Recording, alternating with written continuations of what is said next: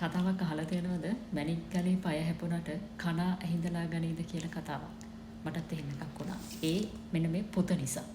මේ පොත තමයි Autobiography of a Yogi කියන පොත. පරමහංස යෝගානන්ද කියන යෝගීවරයාගේ චරිතාපදානය විදිහට ඔහු විසින් රචනා කරන ලද පොත.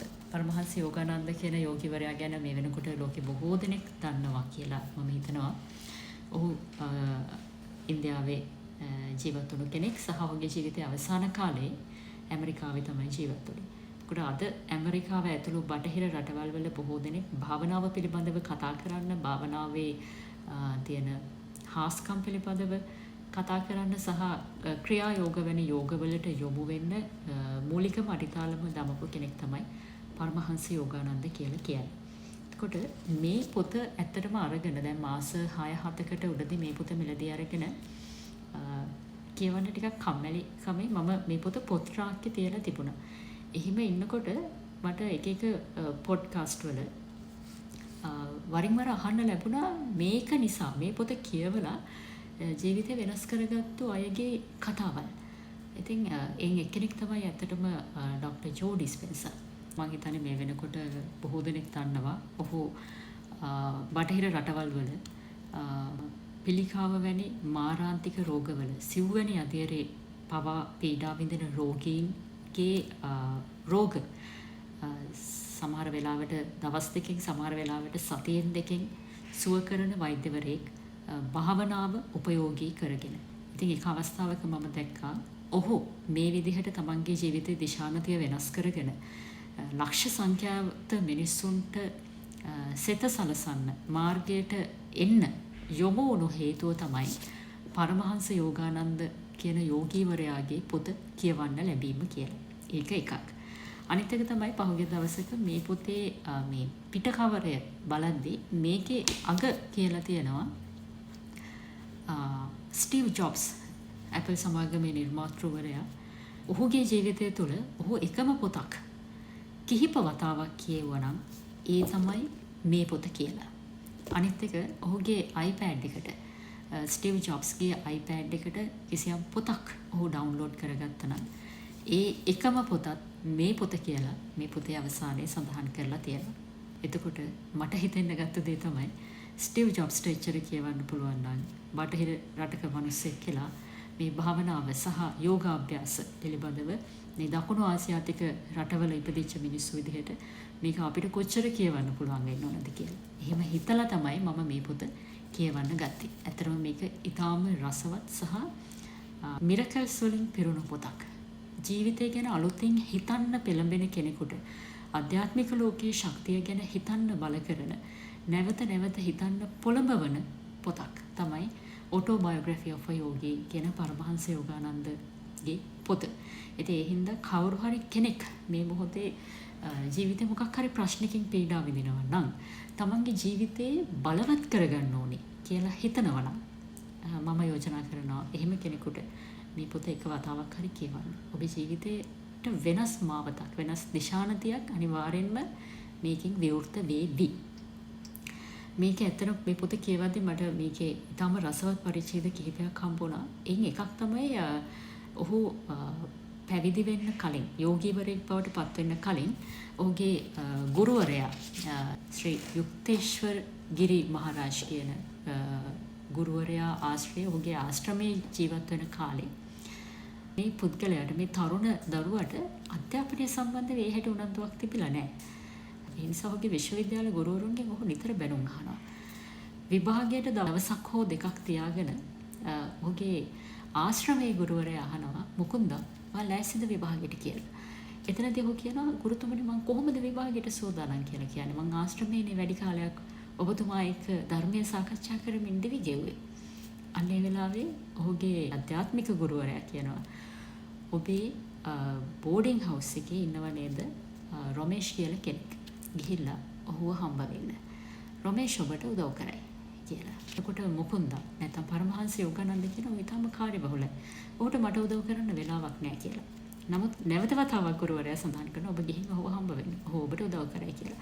ඇත්තටම ඒ යහළුවා මුණ ගැහිලා ඒ සතියම ඔහුට අදාළ ප්‍රශ්න පත්‍රවල එන ප්‍රශ්න පිළිබඳව අර යහළුවා විසින් ඊටාම නිවැරදිව පූර්වකථනය කරනවා. ඒක හාස්කමක් විදියට තමයි සිද්ධ වෙන්නේ.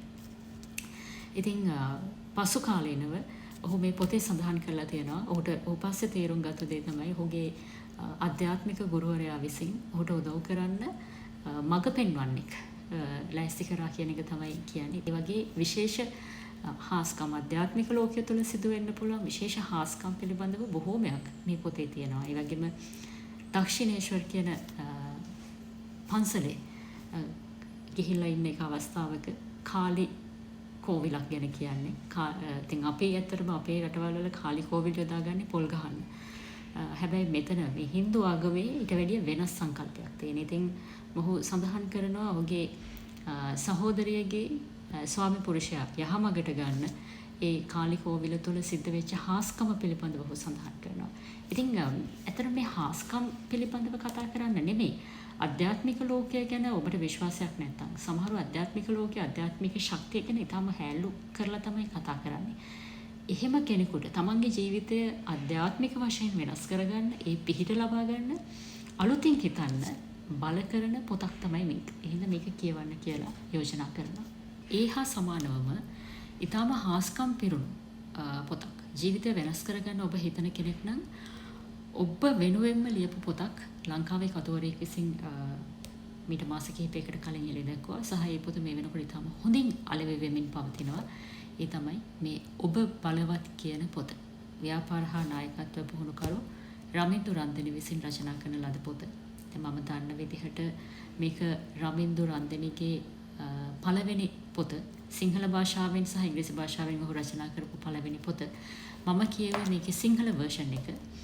ඉතාම ලස්සනට. ඇත්තටම මේක මේ ෆ්‍රික්ෂන් එකක් කියලා හිතන තරමට චිත්‍රපටයක් වගේ ඉතාම ලස්සනට කරුණු පෙළගස්සලා ඔහුගේ ජීවිතේ ඔහු හිමාලය තරණය කරද්දී පාසල් ශිෂ්‍යෙක් විදිහට ඔහුගේ ජීවිතේ ඔහු මුහුණ දීපු අතිශය බැරෑරුම් අභියෝග කොහොමද ඔහු මුහුණ දුන්නේ සහ ඒවා ඕවර්කම් කරලා ඒවා ජයගත්තේ කියන එක සහ ඒ අත්දැකීම් සමූහය හරහා ඔහු වෙනස් පුද්ගලයෙක් බවට පත් වුණු හැටි තමයි මේ පොතින් කියන්නේ.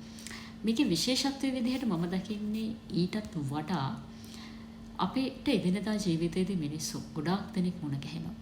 සමහර බලවත් මිනිස්සු, බලවත් පෞරුෂයන්.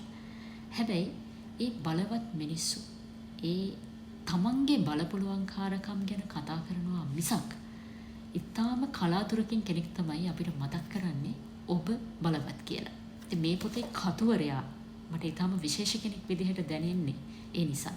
ඒ වගේම ඔබ මේ වෙනකොට බොහෝ විට දන්නවා අඳුනනවා වෙන්න පුළුවන් රමින්දු රන්දෙනී YouTube නාලිකාව හරහා ඔහු මේ වෙනකොට ශ්‍රී ලංකාවේ ආකල්පමය වශයෙන් මිනිස්සු තුළ ඉතාම ලොකු වෙනසක් පුද්ගල පරිවර්තනයක් සිදු කරගෙන යන ගුරුවරයෙක්. බොහොම සන්තෝෂයි කියන්නේ ඔහු මගේ ගුරුවරයා. සාමාන්‍යයෙන් අපි අපේ භවය තුළ අපිට මේ හිමි වෙලා තියෙන විභවය, අපේ ආලෝකය, අපේ ශක්තිය අපි හරියට අඳුනගත්තොත් අපිට යන්න පුළුවන් දුර, අපිට කරන්න පුළුවන් වැඩ, කරන්න පුළුවන් පරිමාව මෙන්න මෙච්චරයි කියලා කියන්න බෑ. ඉතින් ඒ විභවය පිළිබඳව මතක් කරලා දෙන්න කවුරුවත් අකමැති වෙන්නේ. මොකද ගොඩාක් මිනිස්සු මේ ලෝකේ බහුතරයක් මිනිස්සු කැමති අපි එකම තැන එකම විදිහට ඉන්නවා නම් අපි ඒ අයට වැඩිය අඩියක් හරි පිටිපස්සෙන් එනවා නම්. නමුත් මේ ගුරුවරයා, මේ කතුවරයා ඒ අදහසට ප්‍රතිවිරුද්ධව ගිහිල්ලා ඉතාම ලස්සනට මේ පොතේ විස්තර කරනවා ඔබ නැත්නම් තමන් කොහොමද බලවත් වෙන්නේ කියලා. ඉතින් ඒ හින්දා කාට හරි තමන්ගේ ජීවිතය වෙනස් කරගන්න දැඩි වමනාවක් තියෙනවා නම් හාස්කම් හොය යන්නේ නැතුව ඔහු මතක් කරනවා මේ පොතේ හාස්කම් හොය යන අයට හාස්කම කියන එක දැනටමත් සිද්ධ වෙලා හමාරයි. ඒ තමයි දිනකට ලක්ෂ වතාවක් තමන්ගේ හදවත ස්පන්දනය වෙන එක කියලා. ඒ වගේම මේ පොතේ ඔහු වෙනස් මානවලින් ආධ්‍යාත්මිකව සහ භෞතිකව ඔබ ජීවිතයේ මුහුණ දෙන විවිධ අත්දැකීම් තුළින් ඔබට විවිධ දිශානතින් ඔස්සේ ජීවිතය පිළිබඳව හිතන්න, ඔබේ විභවය අවබෝධ කරගන්න මේ කතුවරයා විසින් ඔබට මේ පොත තුළ අකුරක් පාසා ඔබව මෙහෙයවනවා. ඉතින් මේ පොත් දෙකම කියවලා ලැබිච්ච දැනුමත් එක්ක මම හිතුවා ඔබට යෝජනා කරන්න මේ පොත් දෙකම පුළුවන් නම් කියවන්න. පාඩුවක් වෙන්නේ නැහැ. හාස්කම් සිද්ධ වෙන්න අවශ්‍ය නම් බාහිරින් ඒවා හොය යනවට වඩා කරන්න තියෙන හොඳම දේ තමයි තමන් තුළ සිද්ධ වෙන හාස්කම අවබෝධ කරගන්න එක. ඒකට ඊටාම හොඳ අවස්ථාවක් ලබා දෙන පොත් දෙකක් ගැන තමයි මේ කිව්වේ.